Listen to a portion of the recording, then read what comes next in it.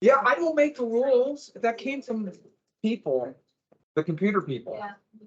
All right, so here's the good news. Here's the World War II. It's either chapter 26 of your textbook. The review book has a lot of it, but not quite as good. And for the ones that do not have asterisks, you have to give a little bit more information. So, explain what it is, kind of like a short ID. The result and the importance. Basically that's what we have to do on that one. For the ones with asterisks, just give you a brief explanation of what it is, brief summary. And this is due on the Tuesday after spring break. The Tuesday after spring break. The review book has a lot, but not as much detail. Next, the extra credit movie. So just like we did over Christmas break, extra credit, there's a list of movies. If it is rated R, I do need some kind of note or a signature, some kind of sign off. Thank you.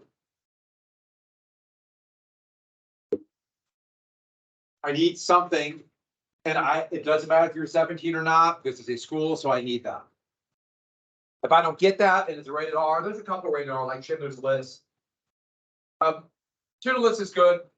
There are some really very good movies.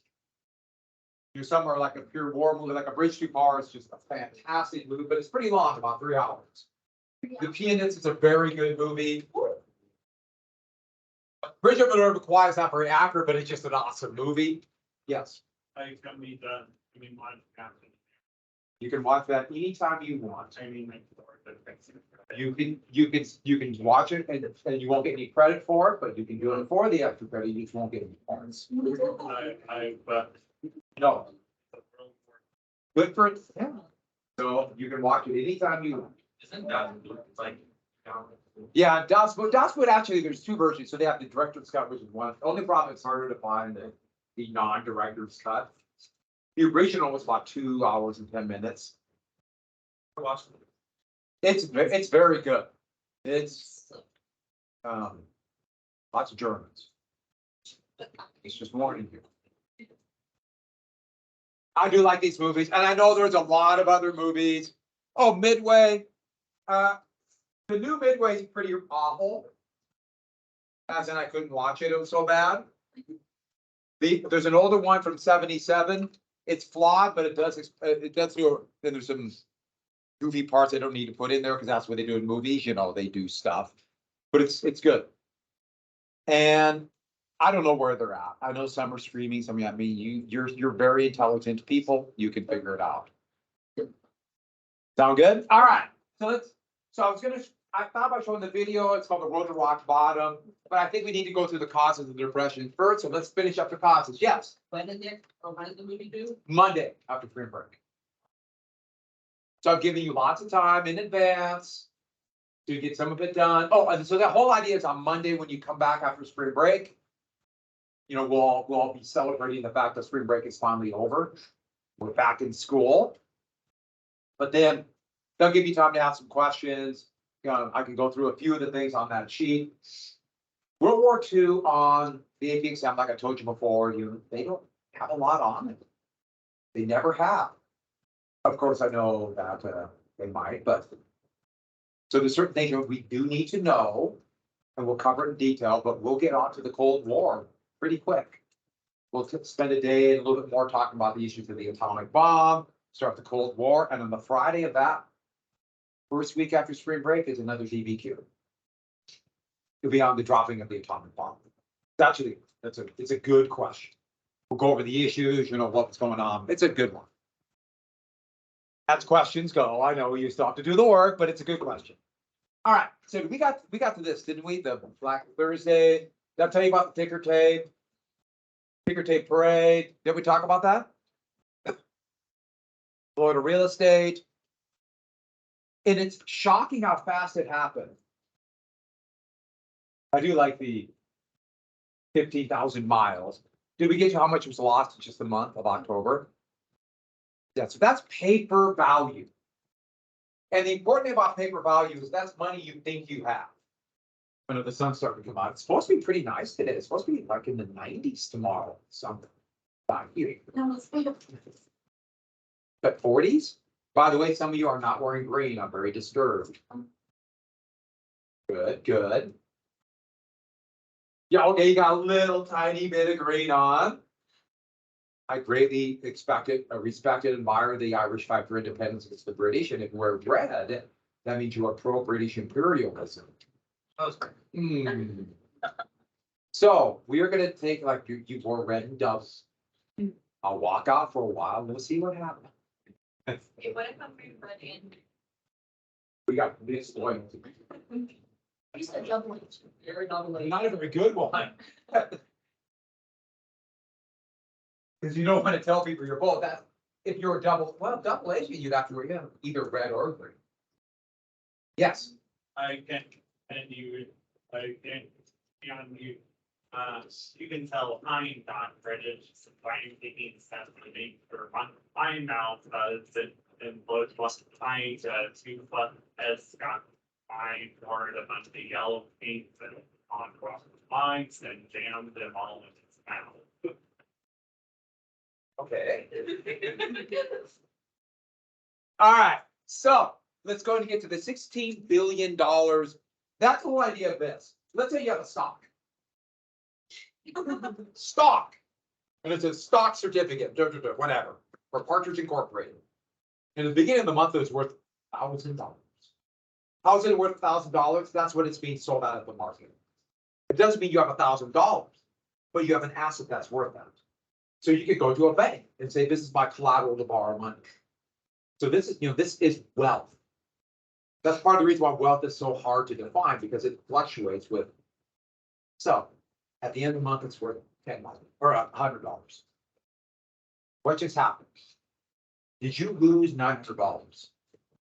Or not technically, because you didn't have $1,000 and now you have 100, but you lost $900 in wealth, paper money, and that means if you use it as collateral, you got to make a difference. Now, you bought it on margin, you got to cover that $900 loss. And even if the bank, if you can't pay it back and the bank gets the stock again, you can't pay back your loan, they have stock that's worth $100, not $1,000. They lost a lot of money. So this could ripple to everywhere. That is why this asset borrowing on margin was such a big deal.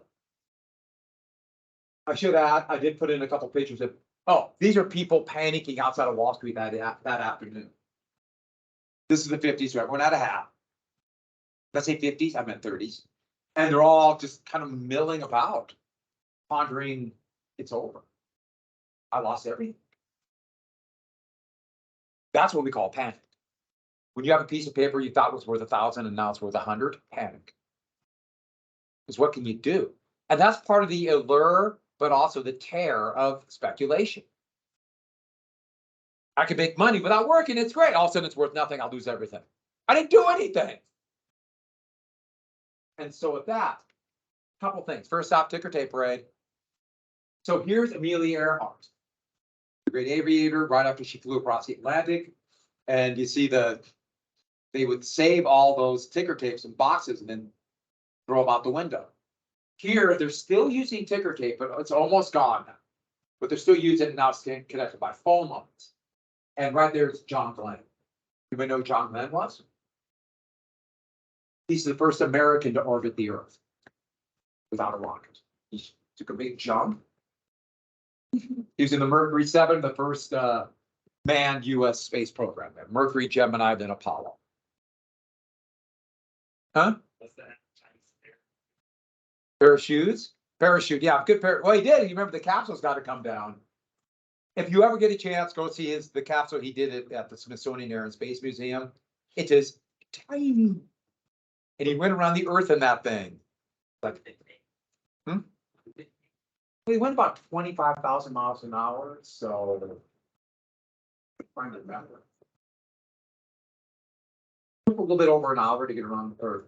I'm sorry, I mean a little bit over half a day to get around the Earth. They had all kinds of problems. It's a good story about John Glenn. I think it would be special topics. Okay, moving on. Here's stock, boom, buy. There's a ticker tape machine, and then sell. And that's what happened. Everyone sold at once.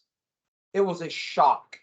And the thing was, it spread to the entire market, to businesses, to everywhere. It's already in a depression.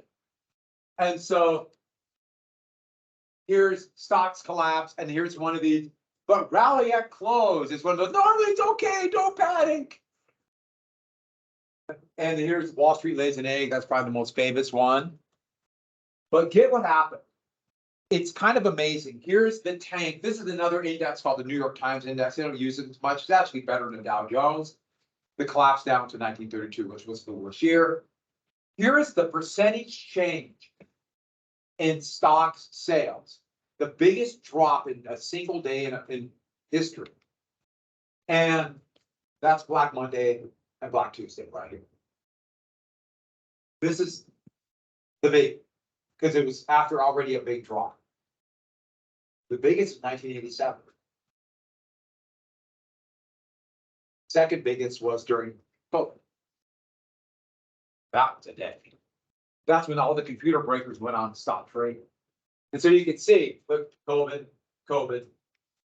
Here's 2008 crash. I remember watching that one. 29, 32, 33, all Great Depression. We have not got to that level today. No, it went up. Stock markets went up a little bit. Now they're going down a little bit, but it's not. 3 days ago was a big drop. Nothing like this, but a big drop.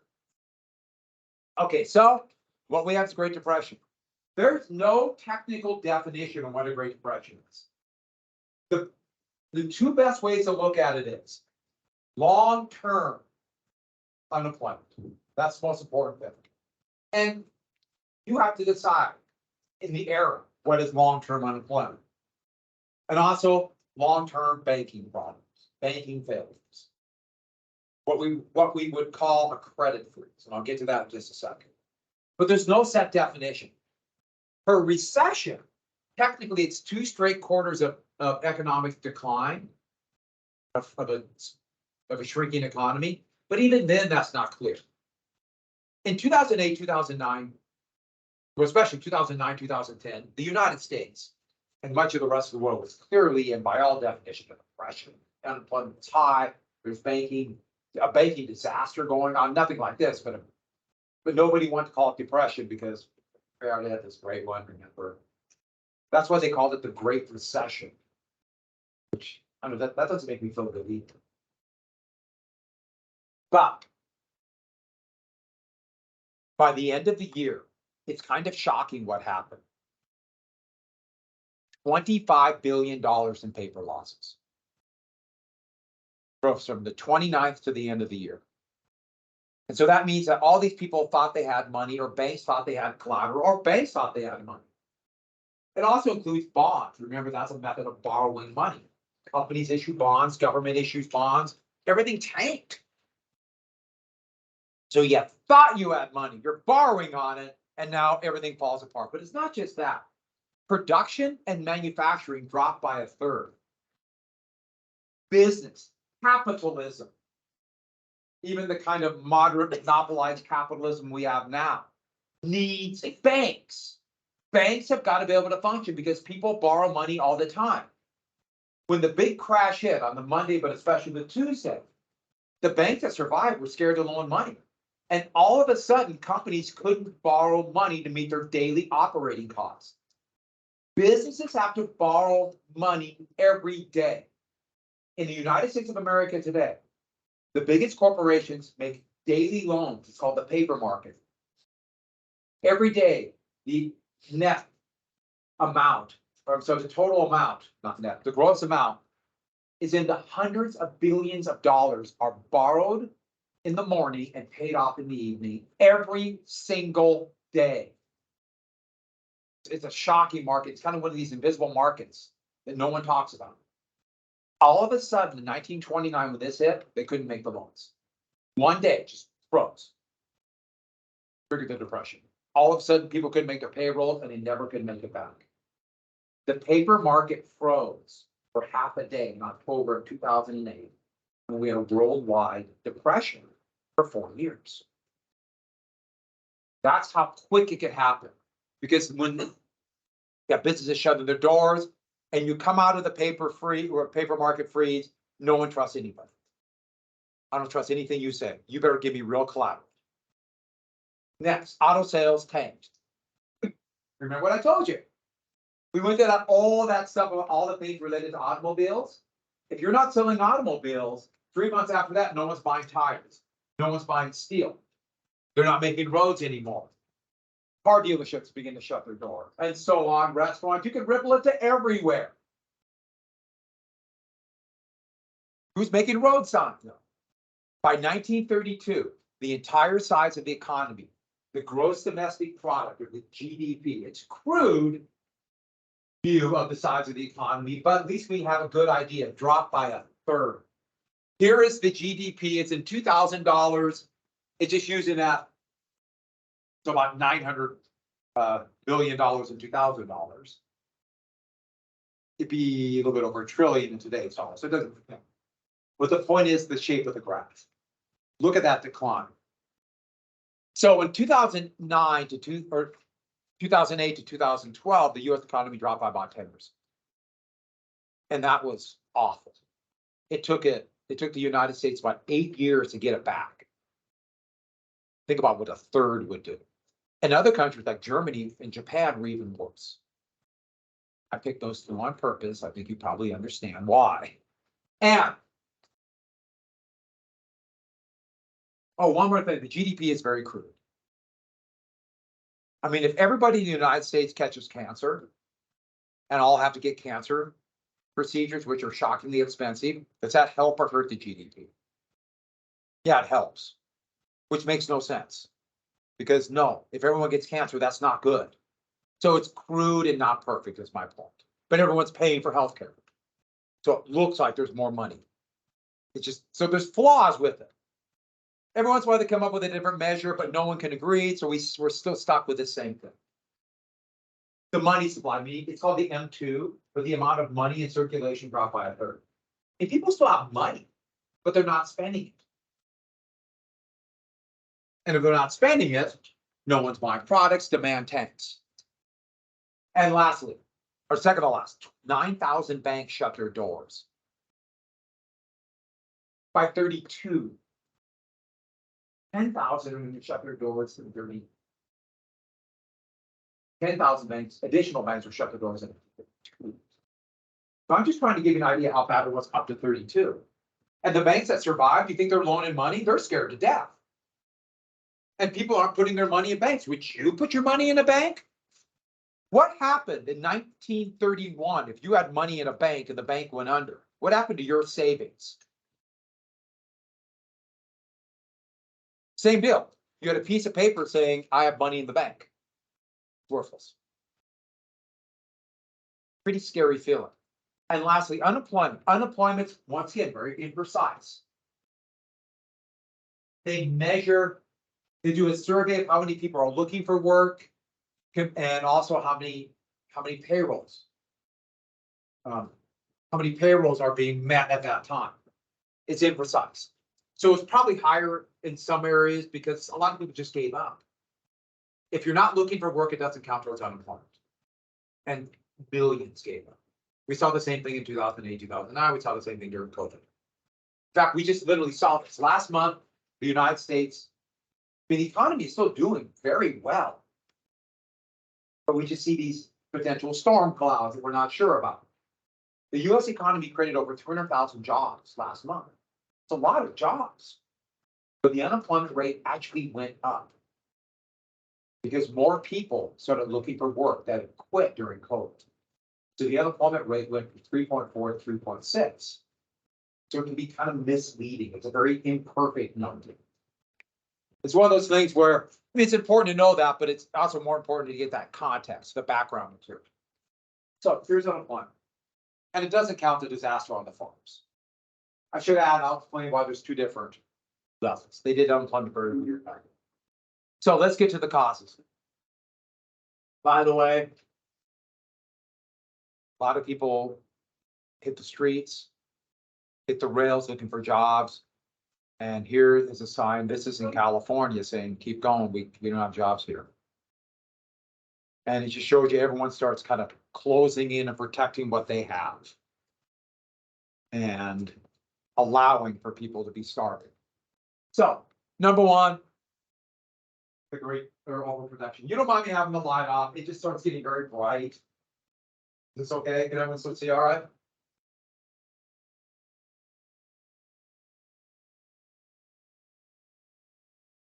Be inside. Actually, it was cold this morning. Notice that? And my house was 71 below. It's 15. That's the wind chill. Remember the boom bust? Overproduction. Overproduction. So a couple of things about this. First off, the base of the economy were three basic areas. We talked about cars, construction, there was a real estate boom.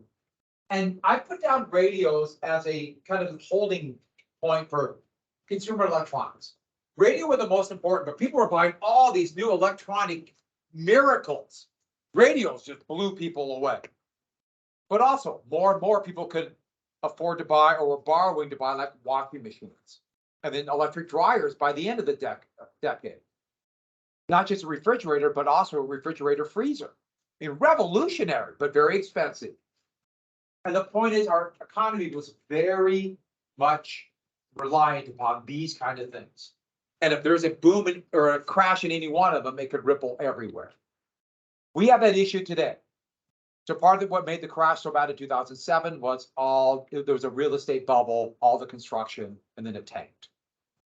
And so with that, what happens with overproduction? So this is that boom bust cycle, prices go down, profits go down. And remember what everybody does first, and they did this in 27, 28. They start producing more. They try to make up the difference by producing more. They're all trying to pay back their debt. Or they borrow more to produce more to pay back their old debt. I think you can see the problem there. Then they got more debt. Then they got to figure out a way to get out of it.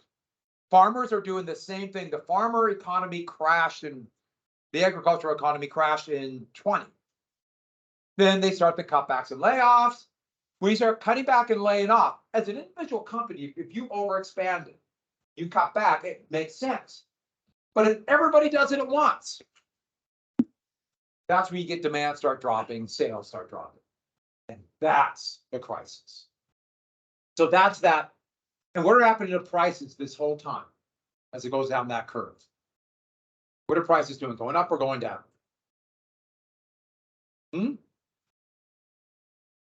Down. If no one's buying products, they got to keep dropping prices to get people to buy it. What is this curve called? Remember the boom bust cycle I drew? It kind of goes like this. What is that downward spiral? Do you remember? What is it called when prices drop? Yeah, deflationary curve.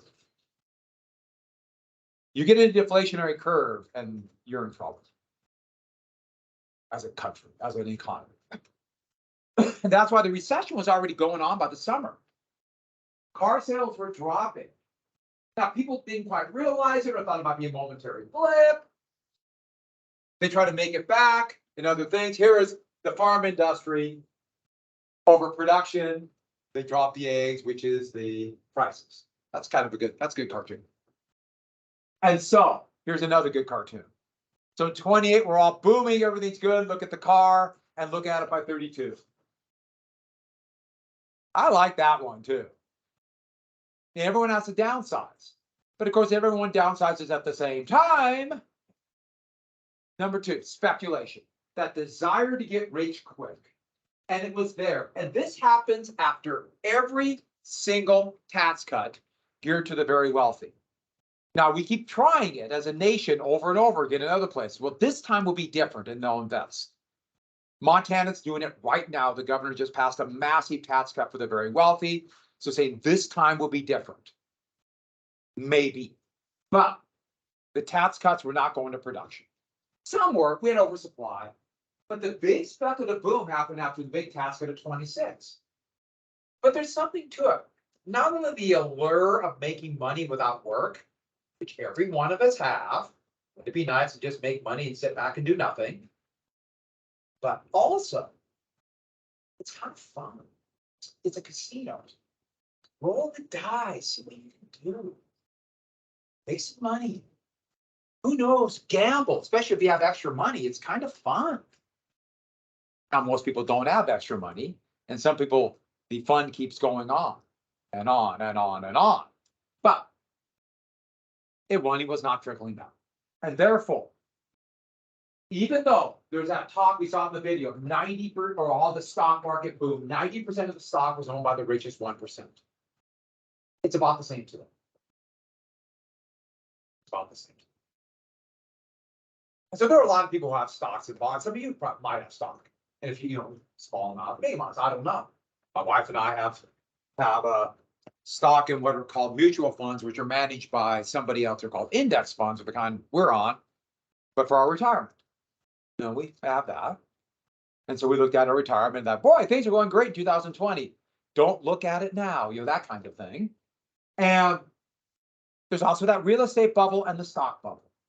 And so people were gambling and getting rich, rolling the die. It's a big casino. And I know a lot of people are really just love this. And then when the bubble burst, it exposed all that debt. It exposed it. And so here's an article in the New York Times in July of 28, I'm sorry, talking about the growing speculative boom. And people were gambling too much. And there are a few people saying, watch out. And they were called Pollyannas for, you know, warning and nothing's going to happen, like a Chicken Little, the sky's falling. No, we're all getting rich until the sky falls. And all the debt, and everyone had to pay back at once, it blew the whole. But every time in a boom, in a bubble, they think it'll go on forever. You know, another good example of that? Take a little trip. I know a lot of you do this for fun, to Western North Dakota and watch what a bubble is like. They have the fuel bubble. Actually, the company that did it lost their shirt. They're just hemorrhaging money, those oil companies. And now we go to Williston. It is, oh, I mean, it was so beautiful. Yes. I want, we, our family went to Deer, North Dakota when we were in South Dakota. We went, yeah, we noticed that there was nothing there, like literally absolutely nothing. I went to head into it, but I did a earth store and my dad told me that there was no oxygen to breathe there since they sold it to, I don't know, Amazon. Yeah, maybe. Yeah. But it's yeah. And so number 3, the gap between the rich and the poor. And the gap between the rich and poor, we're talking about this inequality of wealth. Now, one thing I have to be very, very clear. Countries, we as a people, by law, by policy, we make these decisions. You know, whether or not, you know, wealth will be focused to the very top, the very bottom, we decide this. And we make up our mind and do this. We could argue it's a good thing or bad thing. You can give me any justification you want. But this was the goal of trickle-down economics. And it worked really well. Most people, or 65% made less than $2,000 a year, and half were under the poverty line. Here's the wealth. Remember, wealth, as I told you, it's hard to rate. Of the richest, not 1%, 0.1%. And the income, or the wealth of the richest 0.1%, was at about 24% when the Depression began. I should add, it nearly reached that by 2013. That's when this table ends.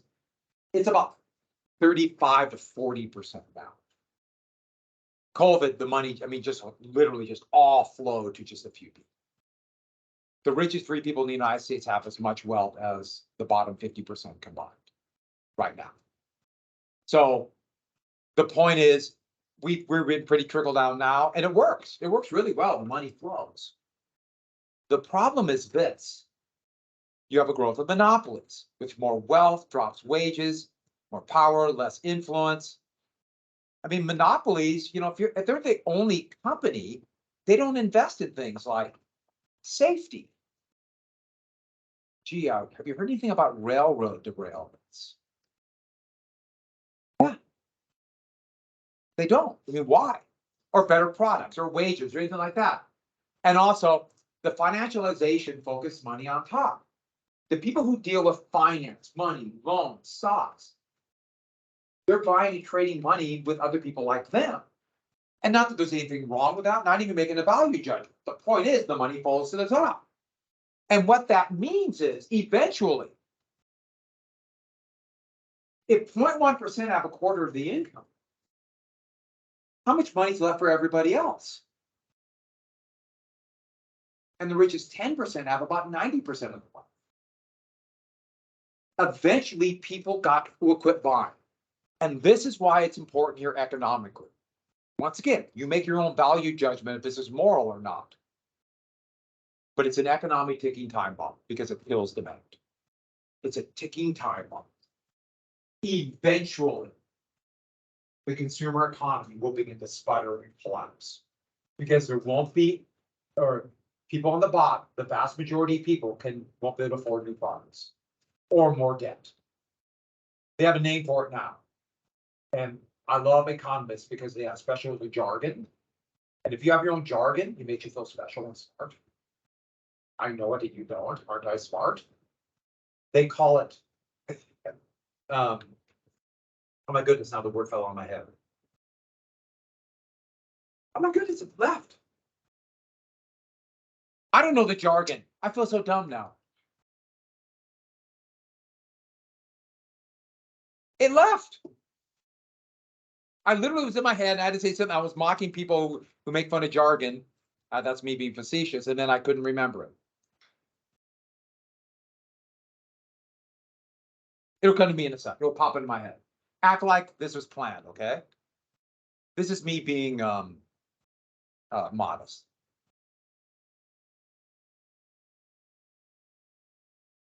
And you know the best part is when you can't remember something, what's the best thing to do? Really think about it.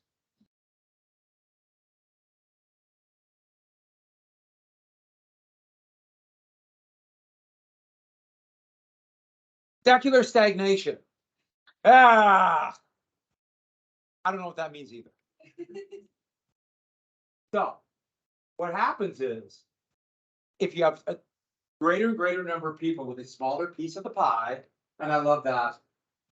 This is the saying that, and those on top would want to make it small because, yeah, they want as much wealth as possible. It's a time bomb. It's a ticking time bomb. Because economically, eventually, there won't be people to buy the products. We live in an economy where people have got to buy stuff. So, number 4, financial failure.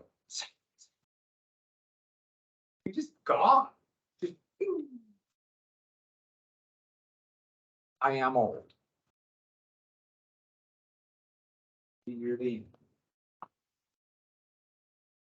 fact, that's why so many. I've had a bunch of people saying, "So." I meet former students that say, "Oh, have you retired yet?" See, I guess I should know that. Yeah, it's getting near the end. All of you are probably wondering the same thing now. So, financial failure, and so there's no regulation. And what regulation there is really complex, hard to follow. And complex regulation really benefits the big companies because they know nobody will understand it. They can get away with stuff. Banking regulation now is so complex that it just will blow your head up. And so the point is it's easy to find loopholes or just simply no one's enforcing them. And so companies were making really risky loans. Now you might ask, why would a company make a risky loan, meaning it might not be paid back? They make it because they get higher interest rates. And if I'm a loan officer at a bank and I'm pretty unscrupulous, I will make a risky loan out. I still get my fee for making the loan. Remember, the bank is a corporation. Remember limited liability. We talked about this yesterday.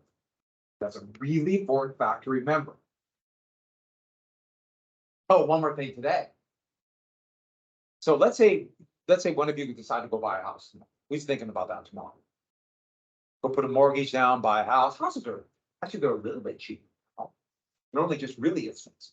And so let's say you put $500,000, you borrow $500,000 to buy a relatively modest house. That just seems so weird to me now, but you go to Valley Bank. I'm just throwing a bank that's near it. They take the loan, they don't keep it. What do they do with it? they sell it to another bank. Like immediately. Yeah, they sell it to another bank. Say if your parents have a mortgage, I can guarantee it, their mortgage, whoever they're paying their monthly payments to, it's not the same bank they borrow the money from. They sell it off immediately. And so what the heck? I'm selling it, go off. And so there's an incentive to make risky loans. Reserves are the amount of money banks must have on hand, with the idea being the general rule today is 10%. So let's say you have $1 million in deposits, you people put $1 million in your bank, you must have $100,000. Just in case people want to come out and take money out of your bank. Because most of the money people get in deposits, they immediately either loan it out, or more terrifying, they use the money that people put in for deposits as collateral to borrow even more from other banks. Banking system's kind of amazing. So they have to have that kind of money, but nobody was watching. So banks weren't keeping reserves or keeping fake reserves. Yeah, we got stock that's worth the money, we're fine, and not keeping actual money. Which is exactly what happened at Silicon Valley. They were using bonds instead of money as reserves. Completely. So what happens if everybody comes for their money at once? They don't have it. So making all these loans, so the whole thing is built on debt. And it literally, House of Cards is a really good analogy. So remember what I told you, they're using these their deposits as collateral to borrow from other banks? Did everyone catch that? So imagine we have Bank A. Here's Bank A on top. And they borrow money they loan money to Bank B to make their loans, right? Bank B, I say borrow, so loan money to Bank B. Bank B then takes that money and loans it to Bank C. Bank C takes that money, loans it to Bank D. Bank D takes that money and loans it back to Bank A. So then they can loan to B. You see the issue here? All it takes is one of those banks to go under. Pull the card out, what happens? See, that's why they were freaking out, hair on fire, panic this week. That's why. Remember I told you, it was one bank, and it was the 16th largest bank in the country. Then the 20th largest bank collapsed. And they're like, ah, and they kind of freaked out. Who knows if it would have been, I don't know if I particularly like what they did, but that's why they did it. Because everything has interlocking debt. Everyone owes to everybody else. This is kind of JP Morgan's interlocking directives. If we all are kind of have this vested interest, we won't do anything crazy. But here's the other thing. If we all think we just borrow money, everything's fine. We got to borrow here, borrow here, borrow here, borrow here. Stock values are going up. It encourages more risk. Easy credit encourages more risk. And so when the whole thing happens, that's when you start getting the bank panics. We've talked about a bank panic. Then you get bank failures. And then the banks that survive, it's what's called a credit freeze. Those who survive won't loan money anymore. They'll demand a lot of collateral. And before the panic, people were accepting anything as collateral. Ah, you're fine. Okay, let's go back to I want to take Zoe's paper again. This was Zoe's stock. Remember that? Before the panic, that was worth $1,000, right? Would you think it's collateral? Everything's going fine. Let's say she comes back to the bank 6 months later after the panic and says, well, I have this stock. Would you take it as collateral? Would anyone take it as collateral? Anyone? We might need house, family, kidneys. Yes. So collateral, if you go to a bank and borrow money, a collateral is something that it's called putting down. But you say, let's say you go borrow money to buy a car. You give something valuable you have to the bank as collateral. Basically, you can't pay back the money for your car. You give that. And so sometimes it's the car itself. The car is a collateral, but the house is the house. But like most people, let's say if you go buy a boat, a lot of people are clicking on the house is a boat. Take money out of their house. Yeah, so it's something to put down. And if you, a loan without collateral is called unsecured. And what that means is they charge you really high interest. But that's. If you ever have to take a loan, it's a scary. They give you a big stack of papers. And you know how it is, pretty soon you're like, just tell me where to sign. I know I'm giving up everything. All right. So here's a bank pen. Isn't that a good, that's a pretty scary picture. Here, these are the bank failures. The graph of over 2,000 bank failures in 1932. Actually, the number goes up to about 10,000 in 1932. And they got rid of regulations of this bank called Savings and Loans. And look at all the collapses right here. This is the crash. They got rid of a lot of those in 2000, so a bunch crashed here. They got rid of they got rid of some of the regulations in 2018. And that's why we've had a couple crashes now. So, debt deflation. Here's another really big one. And this is one that's a little complex, but once you start thinking about it, it actually makes perfect sense. It's called debt deflation. So remember, you have debt and you also have deflation. What happens to the value of money if you have deflation? The value of money, up or down, goes up. That means if you have debt and there's deflation, you're paying back dollars of greater value. So bad economic times, the old debt you pay eats at you more. The same thing too, if you have inflation, your old debt doesn't hurt you as much because you're paying back with money of lesser value. Inflation helps debtors. Why do you think banks hate it so much? And so you have a depressed economy and you have what's called a liquidity trap. Liquidity is money. A better way to look at liquidity is the availability of money. Liquid assets. So let's say in good times, we have the stock analogy, we have stock. Okay, I need to raise a little bit of money. Things are going good, I sell the stock, I get cash, boom. Or house, real estate, whatever it might be. But in bad times, you can't do that. It's called a liquidity trap. No one can raise money quickly to pay their debt. And that means that everybody's got to find different ways to pay back their debt. And this could be households, businesses, stockbrokers, finance, banks, you name it. And so everybody at once cut spending. This is a key thing. Everybody. Businesses cut spending. People cut spending. And once again, if you're an individual, let's say times are good, you thought, boy, my job won't ever go away. Then you buy a boat, right? Then you buy some goats.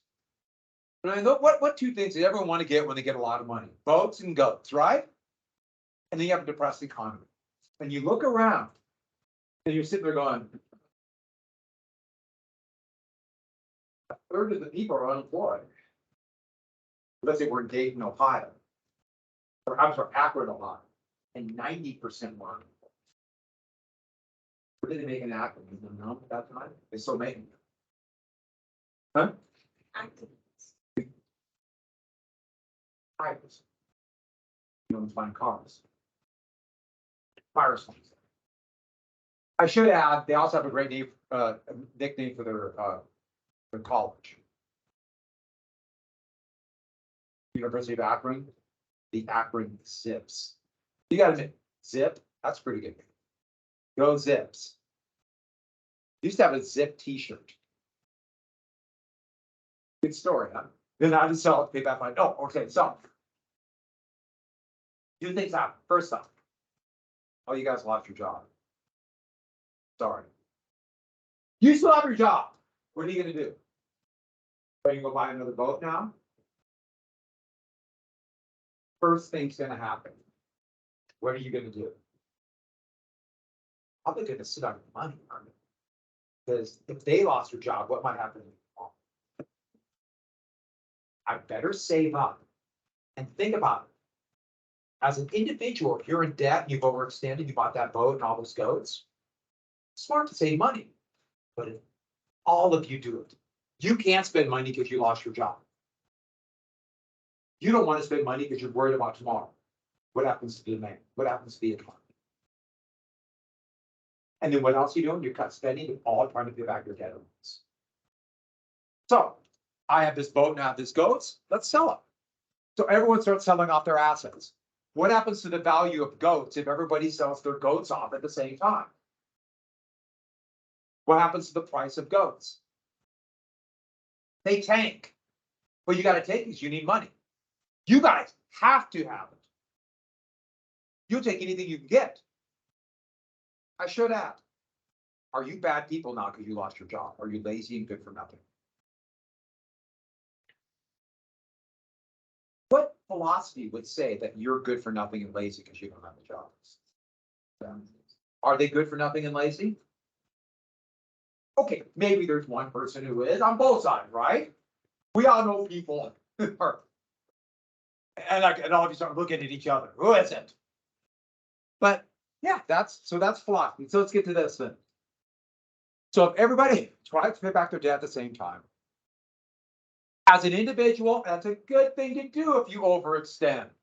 Also, a good recipe, to be careful. But if they do it all at the same time, asset prices tumble. And if asset prices tumble, the economy gets even worse. And if the economy gets even worse, what is everybody up? What do you do then? You cut back even more. You sell more assets and it gets even worse. So here, M2 is the amount of money in circulation. And look what happened during the Depression. How much money just quit being circulated. Here's the consumer price index. And that is the declining prices during the Depression. And even if you pay back your debt, it's gouging more wealth out of you.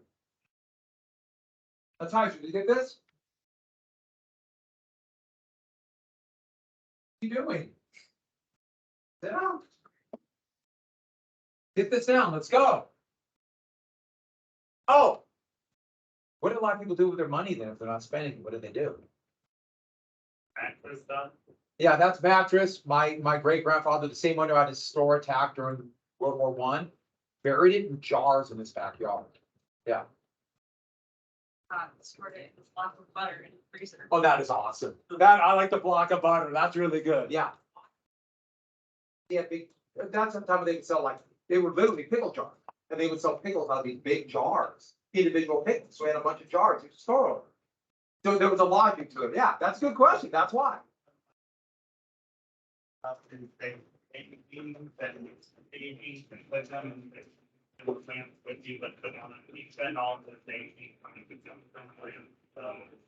Really?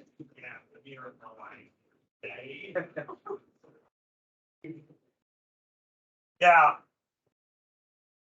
Today, these scammers try to get everyone to buy gold. Don't do that.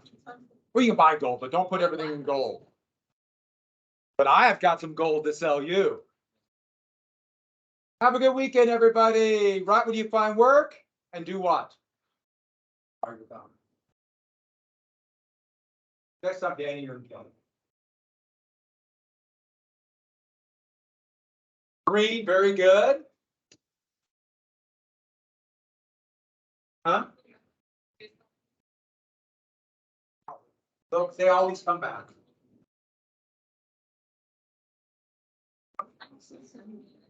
Oh, it's Madeline, first period. I need to see it. What's going on? Bye. Thanks, I'll give it to her. I'll give it to her.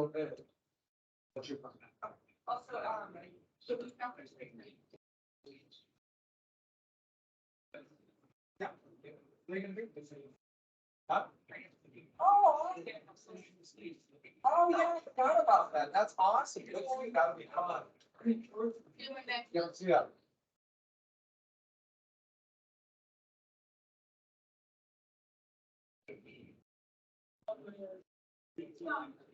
We made it. Finally.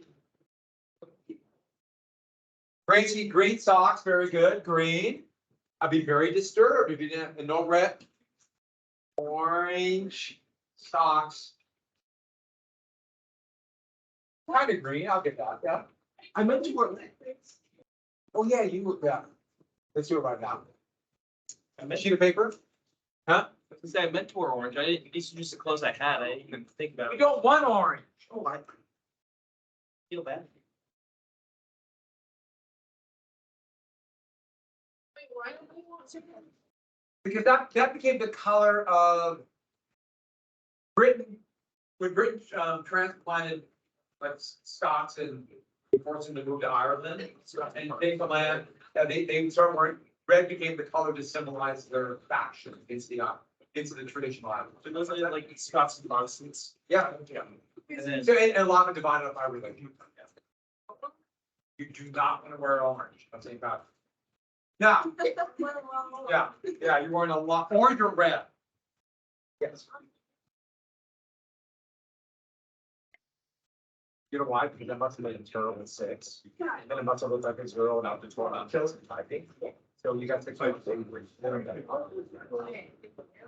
Yeah, that's one thing, I write it up, and sometimes my 6 go like that. Yeah. And I'm just going down the list of 5 things. I didn't catch it, thank you. Yeah. There can't be an orange on the board then. That was from yesterday, but thank you.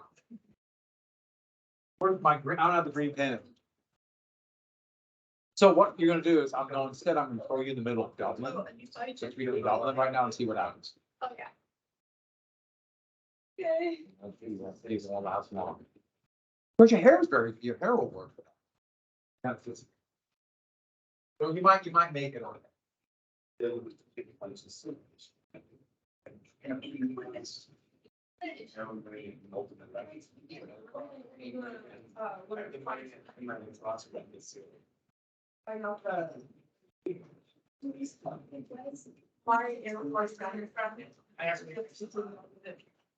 his. I didn't want to put new ones. All right, everybody, you want the good news or the gooder news? Green, very good. Green, green, green. The red blanket, but I understand you have no choice. One of the things on this morning. It has bread on it. It's another white, that's green. Can't play both sides of the fence. Hey. If we were in Dublin right now. No, no, great. I have great respect for the Irish fight for independence. Just like on March 1st, you wear red for Wales. We like Wales. Why don't you like Wales? So you're gonna support the Imperials. and they play us in soccer. Okay, well, you can't have one stalker, like. I could be morally based by national. Okay, I'll drop you in the middle of Cardiff on that day and see what happens to you. Yeah, I know. Actually, I tell everybody I'm from Wales. Even though I'm not. I want to be Welsh. I like Wales. That's why I have the flag up. Isn't the flag cool? The dragon, that's pretty darn cool. It's St. David's Day is the Welsh, and that's good. That kind of it came to symbolize their fight for independence against the English. Boy, the English. We have a lot to talk about when we talk about the English. That's one of the problems with having I have an English name. Okay, twofold thing here. One's extra credit. One's a little bit of reading. The AP exam, they really do not do much on the board. There's occasional questions on a few things, but the only ones that have questions on are occasionally about women in the workplace, occasionally about double D, which is about civil rights, and then Japanese terms. I have an extra one. Oh, fine. I counted it exactly right.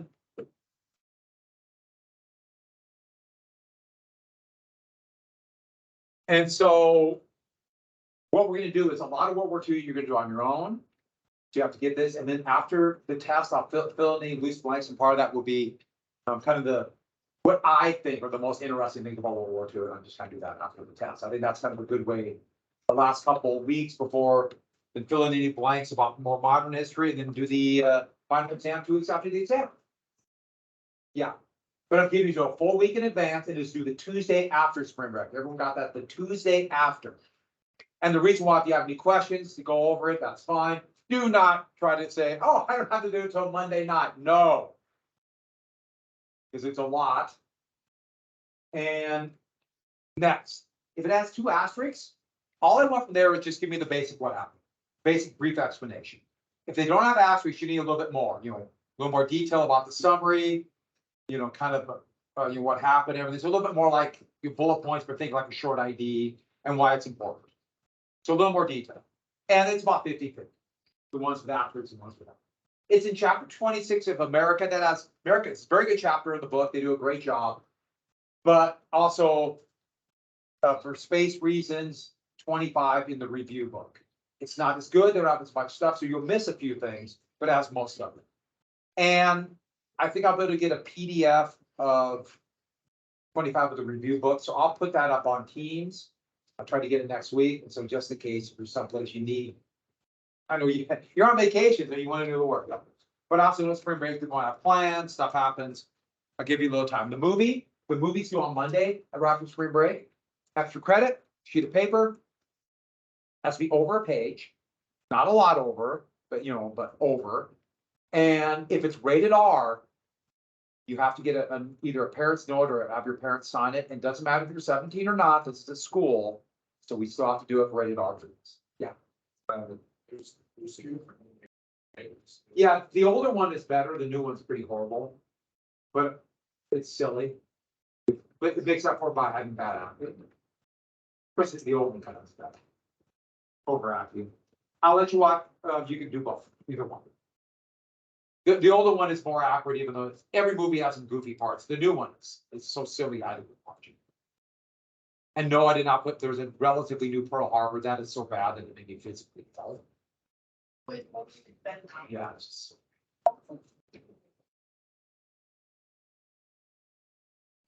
what's that? 2001. How old?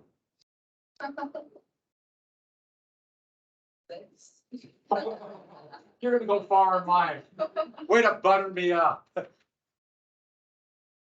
To me, it's relatively new. I like that. You're 20. That kind of lie's gonna hurt. All right, so. No, I forgot what I was gonna say. I'll put it this way. The first Midway was from 1977. I sat in the theater and watched it. Okay. And I was not young. I was not old, but I was in double figures. So with that, where we at? All right. So there's really good movies, but like there's a few of them that rated R, like The Pianist and Schindler's List. That's rated R.